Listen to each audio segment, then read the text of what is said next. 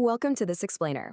Today, we're diving into a truly fascinating esoteric cosmology outlined in our source text. We'll be looking at a book that delves into channeled spiritual interviews with extraterrestrial entities. We are going to impartially unpack a highly detailed, wild narrative, focusing on a formidable alien species that, according to the text, has actually interacted with human history. It's this complex, totally unique blend of cosmic conflict, spiritual philosophy, and ancient mythology. So let's get right into it. Okay, let's dive into this and take a quick look at the roadmap we'll follow to unpack this complex spiritual narrative.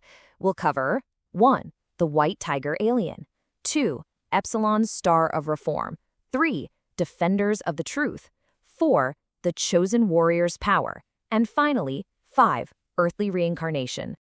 Starting off with Section 1, The White Tiger Alien. To really understand this entity, we have to keep in mind the nature of the source material. It's a channeled spiritual interview. And the book provides a fantastic visual anchor for us. According to the text, this being does not take the form of your typical little green man or some kind of reptilian creature. Instead, it manifests as a legendary divine beast, the white tiger. The text heavily emphasizes that these beings are highly evolved, deeply intelligent, and completely distinct from the reptilian entities you usually hear about in this genre.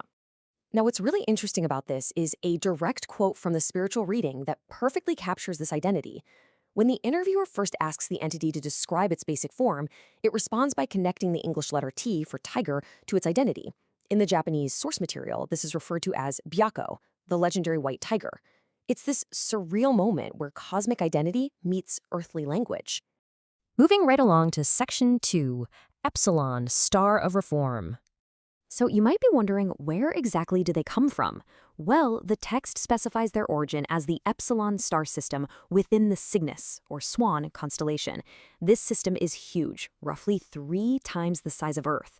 In this specific cosmology, it's known as the Star of Reform.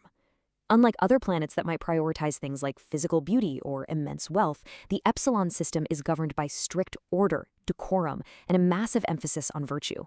Because of this, their culture is incredibly regimented and dignified. The source material notes that when these beings stand before the divine, they actually don formal white garments. In their society, white is a highly respected color. It represents spiritual purity, strict adherence to order, and unyielding strength. That brings us to Section 3, Defenders of the Truth. And this brilliantly illustrates the core conflict of the narrative.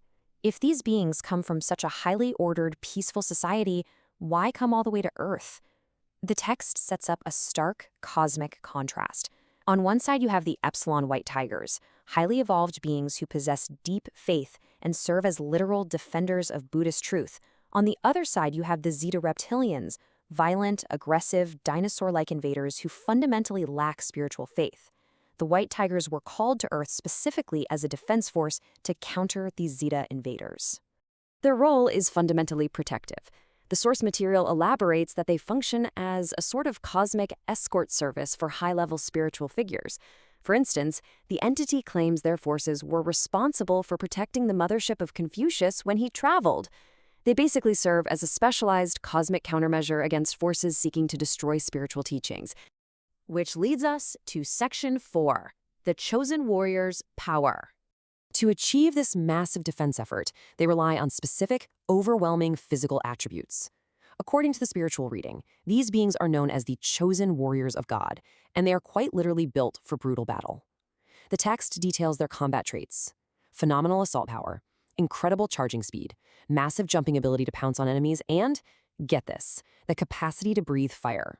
So, the crucial point is that this brutal physical strength is not malicious. It's just a necessary defense mechanism.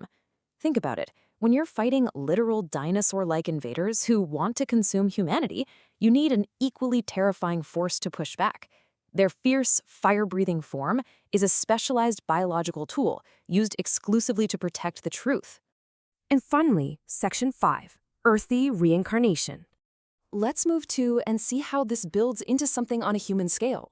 The text tracks this soul chronologically, and it's quite a journey. Step 1, it originates in the Epsilon system. Step 2, it travels to Earth to fight the Reptilians. But Step 3, and this is where it gets incredibly fascinating, the soul reincarnates into a human body. The text claims this entity lived a past life during Japan's Heian period as a woman who was a master archer and a military logistics commander. Even in human form, she was organizing defenses, her earthly mission remaining exactly the same, defending Buddhism on the ground level to clear karma. It's an incredibly detailed esoteric cosmology, isn't it? We go from a highly ordered star system to a fire-breathing divine beast fighting space dinosaurs, all the way down to a female archer in ancient Japan. Which leaves us with this provocative thought. If our history and our mythologies, like the legendary white tiger, are actually shaped by cosmic defenders from distant stars, how much of human legend is actually a reflection of an alien memory? It's absolutely a fascinating concept to ponder. Thank you so much for joining me for this explainer, and keep exploring.